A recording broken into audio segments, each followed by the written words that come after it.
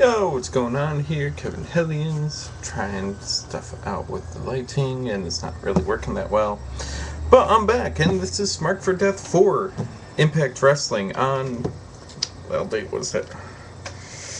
It was 21st of July. I apologize. I was incredibly intestinally sick for a few days. Wrestling didn't get watched, books didn't get read. The day job that actually pays me barely got done. But I'm back. I'm going to try to catch up on all the stuff. Hopefully before I watch Raw. Then I'll be caught up on all of wrestling, and I got a bunch of graphic novels and all sorts of stuff. But this is Smarked for Death for TNA Impact July 21st, 2011. I'm going to go out of order here a little bit, because I have a certain order I want to talk about stuff. And so first of all, Mickey James says she's been watching Velvet Sky. Insert comment here. And gives Velvet Sky a title match. And it becomes your requisite TNA clusterfuck of the week. Because Winter comes out, Angelina Love comes out, ODB comes out, Jackie comes out, Tracy Brooks makes her return, all the girls fight around, and it's chaotic, and the security guys get punched and kicked in the nuts. And it ends with ODB and Jackie being taken away in handcuffs because they do not work for TNA officially, technically, legally. However, Tracy Brooks was not removed because she's a face, and that's TNA logic. So that all happened.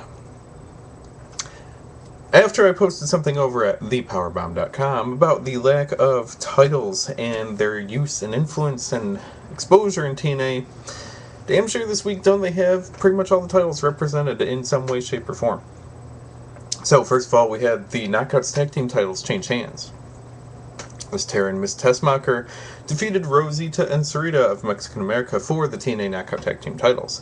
Now, the reason for this is probably because Sarita's face is busted the fuck open and wide and hurt and painful, and she probably shouldn't be wrestling until her face heals.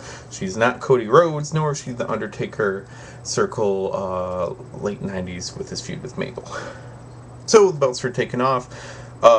Miss Tessmacher, when you remember that she was Brooke from Extreme Expose way back in the day of WWE ECW, very shocking, very surprising that she's come this far. She's actually proving herself to be a bit of a talent, and good for her. Tara always deserves a title. Throw titles at her. She deserves every single one of them. Interesting little match. By the way, I do not have the notebook this week because I couldn't find it, so I have a notepad. So my writing is very small. Sting and Kurt Angle have words to start off Impact, and then Mr. Anderson and Bully Ray have other words for them, and then a match is made, and Angle pins Anderson, and Sting gets all weird and creepy, and Angle just doesn't seem to want to put up with it. I don't know who's supposed to be a face in this. I guess there's both. Angle and Sting are technically supposed to be faces in this whole storyline, but I don't think it matters. It's just Sting being creepy and Angle like, I do not give a fuck, and what is wrong with you, dude? RVD pinned Scott Steiner, part of the Bound for Glory series. No one cared. Alex Shelley and Brian Kendrick had a good match. Yay for them! Until Austin Aries came in, interfered, hit Shelley with the title belt. Kendrick picks up the pin. So, yes, it's bad that good match was ruined with a ridiculous ending, but it is involving Austin Aries, welcome back to TNA, and it's for a greater good, for a larger storyline, so it's okay, it's alright. Eric Young is on the road and defending his TNA television title anywhere he stops at, and he challenges TNA agent D'Lo Brown inside of a gas station.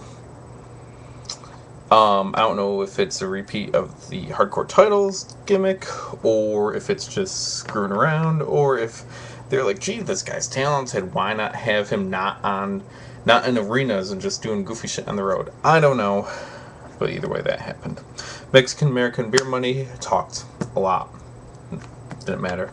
Nothing went anywhere. But at least it sent up tag team title stuff.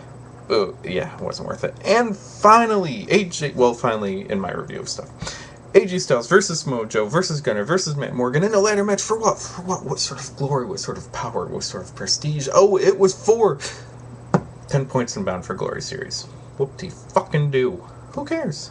Who cares? 10 points. Ooh, yay, you got 10 points in the series that no one is actually giving a shit about. But at least you're leading something that no one gives a shit about. It's like being the world's best booger picker. Yay, you're number one at something that no one fucking cares about. Good for you. So yeah, Matt Morgan won it. And, I mean, really, like, you really got to challenge yourself to put on a ladder match that no one cares about. And yeah, TNA, somehow you did it.